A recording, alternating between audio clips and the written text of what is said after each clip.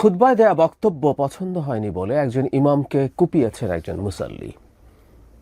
যিনি কুপিয়েছেন তিনিও বিশ্বাসী মুসলিম, প্র্যাকটিসিং মুসলিম, তিনি নিজেরা নামাজ পড়তে এসছেন।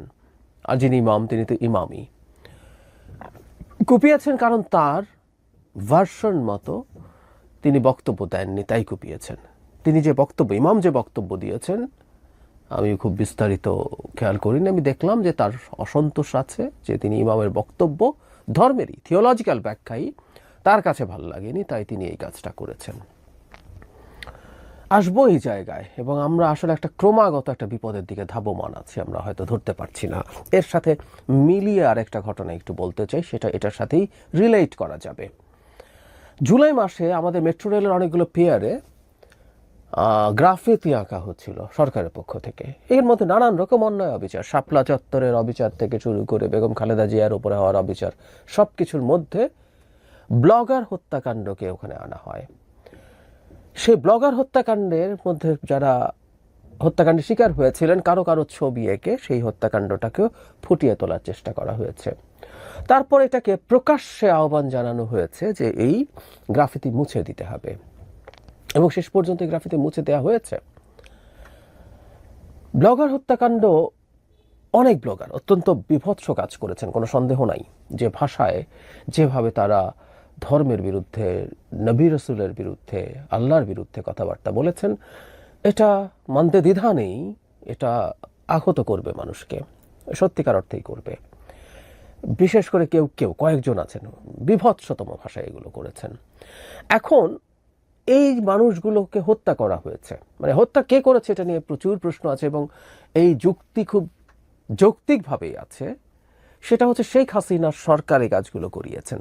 যুক্তিটা কেন আমি বলি, 14 সালের নির্বাচনের সময় শেখ হাসিনা চেষ্টা করেছেন বিশ্বকে এবং দেশের মানুষকে এটা বোঝানো, শেখ হাসিনা যদি ক্ষমতায় না থাকেন বাংলাদেশ ইসলামী এক্সট্রিমিস্ট বা জঙ্গিদের হাতে চলে যাবে। এই জন্যই হেফাজতের একটা বিরাট সমাবেশ করতে দেন এবং সেটাকে ছত্রভঙ্গ করেন। মানে তিনি দেখাতে চান আমি একমাত্র এটাকে নিয়ন্ত্রণে রাখতে পারি। খানিকটা শাপলার সাথেই রিলেটেড ছিল ওই ব্লগারদের লেখাগুলো। আমাদের মনে আছে নিশ্চয়ই, একজন বিশেষ ব্লগারের লেখা প্রথম আসে এবং সেটাকে ভিত্তি করেই শাপলার এই জমায়েতটা তৈরি হয়, এই প্রতিবাদটা তৈরি হয়। তাহলে আমরা খেয়াল করব এই প্রত্যেকটা জিনিস আদতে শেখ হাসিনার পক্ষে গেছে, শেখ হাসিনাই করতে দিয়েছেন।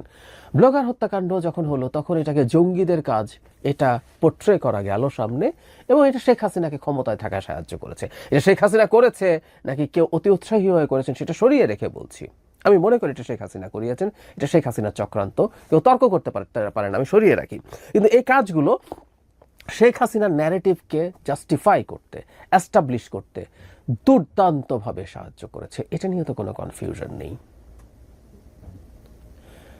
এখন সেই মানুষগুলো যখন হত্যাকাণ্ডের শিকার হয়েছেন, সেটা শেখ হাসিনা করুক বা আর কেউ করুক, কারো কাছে এতই খারাপ লেগেছে তিনি খুন করে ফেলেছেন, হোয়াট এভার ইট ইজ, তখন তাদেরকে খুন করার আহ্বানও প্রকাশ্যে জানানো হচ্ছিল। একটা স্বাধীন রাষ্ট্রে কি এটা হতে পারে? এই প্রশ্নগুলো করা দরকার। খুবই অপ্রিয়, খুবই রিস্কি। আমি জানি যে আমি কথা বলছি, আই মাইট বি ট্যাগড, আমাকে ট্যাগ করা হয়। আমি ছাত্র ইউনিয়ন করতাম, জীবনে কোনোদিন ছাত্র রাজনীতি করিনি, কোনোদিন। আমি ঢাকা মেডিকেল কলেজে পড়াশোনা করেছি, যে কেউ খোঁজ নিলে জানতে পারবেন। সেটা বিষয় না, ধর্মবিদ্বেষী, ধর্মবিরোধী, এটা একটা দিয়ে দেয়া গেল তো, যে কাউকে দিয়ে দিলেই তো তার জীবনকে বিপন্ন করে ফেলা যায়, সেটা হতে পারে। সেই ঝুঁকি নিয়েই কথা বলছি, সত্যি সেই ঝুঁকি নিয়ে কথা বলছি। একটা রাষ্ট্রে কোনো মানুষ অপরাধ করেছে, সেটা আমার যত খারাপ লাগুক না কেন, আমাকে যত আহত করুক না কেন, এটারও কেউ ব্যাখ্যা দেন যে রাষ্ট্র দরকার নেই, নিজেই খুন করে ফেলা যাবে। কিন্তু একটা রাষ্ট্রে বসবাস করতে হলে এই নিয়মগুলো মেনে বসবাস করতে হয়। আর কেউ যদি খুন হয়ে যায়, হত্যাকাণ্ডের শিকার হয়ে যায়, সেই হত্যাকাণ্ডের বিচার হতে হয়, যে কেউ যেই করুক না কেন, যেই কারণেই করুক না কেন। আবারও আমি জানি এই হত্যাকাণ্ডের বিচার করার দরকার নেই, এই হত্যাকাণ্ড জায়েজ আছে, এই ন্যারেটিভ বা এই মতামত, এই ফতোয়া কেউ দেন, আমি জানি, জেনেই বলছি এগুলো। ফলে একটা রাষ্ট্রে যখন এই ঘটনাগুলো ঘটে, এগুলোর বিপদ কোন জায়গায় যাবে আমি সেখানেই যাব। দেখি এবার না হয় নাস্তিকরা হত্যাকাণ্ডের শিকার হয়েছিলেন গতবার, এবার এমন একজন মানুষ হামলার শিকার হলেন, তিনি ঘটনাচক্রে বেঁচে আছেন, তাকেও হত্যা করার চেষ্টা হয়েছিল, যিনি নাস্তিক তো ননই, বিশ্বাসী এবং গভীরভাবে বিশ্বাসী মানুষ। তিনি উচ্চতম ডিগ্রি নিয়েছেন দেশের বাইরে থেকে ইসলামের ওপরে, তিনি একটা মসজিদের ইমাম, তার পেছনে অনেক মুসল্লি নামাজ পড়ে, তার সাথে ডিফারেন্স হচ্ছে কিছু কিছু ব্যাপারে তার পয়েন্ট অফ ভিউ আরেকজনের সাথে মিলছে না, তাই তাকে কুপিয়ে দিতে হবে, কুপিয়ে ফেলতে হবে, হত্যা চেষ্টা করতে হবে। আমরা তাহলে কোন দিকে যাচ্ছি এটা বুঝতে হবে, আমরা আসলে কোন দিকে যাচ্ছি। আমার মনে পড়লো খুবই বিখ্যাত একজন মানুষ, মাওলানা ফারুকি, তার কাফেলা নামে একটা প্রোগ্রাম অনেকেই দেখতেন। শোনা যায়, আমি নিশ্চিত নই, যে তাকেও তিনি হত্যাকাণ্ডের শিকার হয়েছেন। পূর্ণাঙ্গ তদন্ত হয়ে সব কিছু বেরিয়েছে কিনা আমি নিশ্চিত নই, কিন্তু তখন বহুদিন এই আলাপ ছিল তাকেও হত্যা করেছেন এমন একটা অংশ যারা তার ধর্মের ইন্টারপ্রিটেশন, তার ধর্মকে দেখার ধরনকে ডিনাউন্স করে, পছন্দ করেনি। এই প্রবণতা যদি চলে, এই প্রবণতা আমাদের সমাজে আছে। আমরা আসলে এখন ধর্মের অনেকগুলো স্কুল অফ থটস একটা সমাজে আসলে একসাথে থাকতে পারছি না, পরস্পরের বিরুদ্ধে সংঘাতে জড়িয়ে পড়ছে, এক পক্ষ আরেক পক্ষকে কাফের বলছি, এবং কাফের যদি বলা যায় তাহলে তো তাকে হত্যা করার, নিজে নিজে হত্যার সিদ্ধান্তও নেওয়া যায়। এই ধরনের মানসিকতা, এই ধরনের চিন্তার অস্তিত্ব আমাদের সমাজে আছে। বিপদ হচ্ছে এগুলো প্রত্যেকটাকে বাংলাদেশে জঙ্গিবাদের উত্থান হিসাবে দেখানো যাবে। আগে শেখ হাসিনার সুবিধা ছিল, শেখ হাসিনা জঙ্গিবাদের উত্থান দেখাতেন এবং অনেক ক্ষেত্রেই অনেককেই ধরে গ্রেফতার করে, শুধু না ক্রস ফায়ারে দিয়ে, জঙ্গি নাটক সাজিয়ে, ঘরের মধ্যে বোমা মেরে তাদেরকে হত্যা করে, এসব করে দেখাতেন যে তিনি সেভিয়ার। এখনকার ন্যারেটিভ সেটা তো আর হবে না, অন্তত এই সরকারের সময়টাতে। দীর্ঘদিন থেকে, মানে 5 আগস্টের পরবর্তী সময় থেকে ভারত সরকার খেয়ে না খেয়ে এটা এস্টাবলিশ করার চেষ্টা করেছে বাংলাদেশে একটা জঙ্গি গণ অভ্যুত্থান হয়েছে, জঙ্গিরা মুভমেন্ট করেছে, এবং সেটার ফল ডক্টর ইউনূস এসছেন। ডক্টর ইউনূসের মতো মানুষ থাকার পর ওই ন্যারেটিভ, আমাদের হাজারে হাজারে লাখে লাখে মেয়ে নারীরা রাস্তায় থাকার পরও এই ন্যারেটিভ তৈরির চেষ্টা হয়েছে। কারণ 5 আগস্ট পরবর্তী সময় অনেক কিছু ঘটেছে যেগুলোকে খানিকটা হলেও এভাবে ব্যাখ্যা করা যায়। আমাদের নিউ ইয়র্ক টাইমসের রিপোর্টার কথা মনে আছে নিশ্চয়ই, সেখানে অনেকগুলো ঘটনাকে, আমি বহুবার সেই ঘটনাগুলোর কথা বলেছি, সামনে এনে বলা হচ্ছে যে এই ধরনের ইসলামিক এক্সট্রিমিস্টরা এক ধরনের ওপেনিং দেখছে, তারা তাদের সম্ভাবনা দেখছে। অনেক ক্ষেত্রেই সরকার তো আসলেই নির্বিকার ছিল, ভীষণ রকম নির্বিকার ছিল।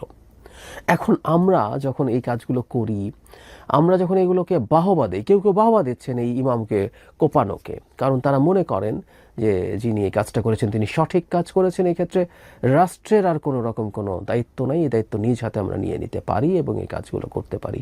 দীর্ঘদিন থেকে এই আলাপগুলো আছে। বাংলাদেশকে একটা জঙ্গি রাষ্ট্রের তকমা দেওয়ার পথে আমরা ধরে টেনে নিয়ে চলে যাচ্ছি, এবং বিরাট একটা অংশ হচ্ছে আসলে এই সরকারের নির্বিকার থাকার কারণে। এই সরকারি জায়গাগুলোতে একেবারেই নির্বিকার থাকে, অ্যাডমিনিস্ট্রেটিভ পদক্ষেপ প্রায় সব ক্ষেত্রে নেয় না, খুব অল্প কিছু ব্যতিক্রম ছাড়া।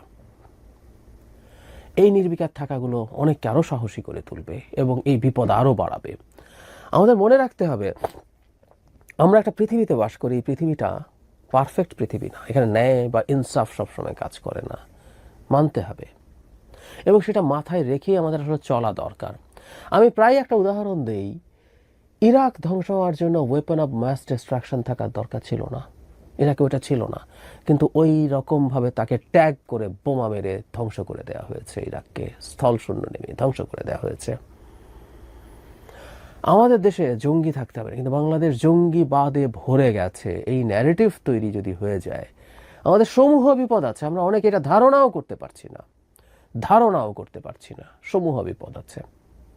আর এটা তো সত্য, বাংলাদেশে এই ধরনের কর্মকাণ্ডের প্রবণতা 5 আগস্ট থেকে অনেক বেশি বেড়েছে এবং সরকার তার বিরুদ্ধে ব্যবস্থা নিতে রিলাক্ট্যান্ট আছে। ফলে একটা ন্যারেটিভ তৈরি করা যাবে না তা বলছি না, বিশেষ করে ভারত যখন আমাদের শত্রু। এটা শুধু ভারতীয় মিডিয়া না, ভারতীয় মিডিয়াকে অনেকে বলতে পারেন যে সে তার ইচ্ছা করে করছে। সারা পৃথিবীতে প্রচুর টপ মিডিয়াতে ভারতীয় বংশোদ্ভূত মানুষজন গিজ করছে। আমি প্রায় বলি ভারতের সাথে আমরা ফাইট করতে যাই, কিন্তু ভারতের যোগ্যতার তিল পরিমাণ আমাদের নাই। ভারত এতটাই যোগ্য হয়ে উঠেছে, সুতরাং সে তার সেই প্রতিটা অ্যাসেট, প্রতিটা তার শক্তি ব্যবহার করবে আমাদের বিরুদ্ধে ন্যারেটিভ তৈরি করার জন্য। এবং আমরাও বোকার মতো এই ন্যারেটিভগুলো তুলে দিতে চাই তাদের হাতে, সেগুলো যুক্তি তাদের হাতে তুলে দিতে চাই, সেগুলো ভিত্তি তুলে দিতে চাই। এগুলো মর্মান্তিক ব্যাপার। এই কাজগুলো করে আমরা দেশের বিপদ বাড়াচ্ছি। আর বটম লাইন একটা আছেই, কে কি বললো না বললো সেটা পরের কথা। আমরা বাংলাদেশকে অন্তত এই মুহূর্তে যে ধরনের রাষ্ট্র হিসাবে দেখতে চাই, এই রাষ্ট্রের আইন বিধি মেনে আমাদের চলতে হবে। আর সেটা যদি কেউ মানতে না চায়, রাষ্ট্র তাকে সেটা মানাবে। এটা জরুরি কথা। কেউ যদি কারো ভিন্ন ধরনের ফরম্যাটের কোনো রাষ্ট্রের কথা কল্পনা করেন, সেটা তারা কিভাবে কায়েম করবেন সেটা তারা ভাববেন, সেটা কায়েম করে সেটার মতো করে তারা সেই দেশ চালাবেন। কিন্তু বাংলাদেশ যতদিন বিদ্যমান ব্যবস্থায় আছে, বাংলাদেশ যতদিন এই সংবিধান এই আইনের অধীনে আছে, এটা সবাইকে মেনে চলতে হবে। এবং যারা এটা মেনে চলবেন না, রাষ্ট্র তাদেরকে সেটা মেনে চলতে বাধ্য করবে, সরকার তাদেরকে সেটা বাধ্য করবে।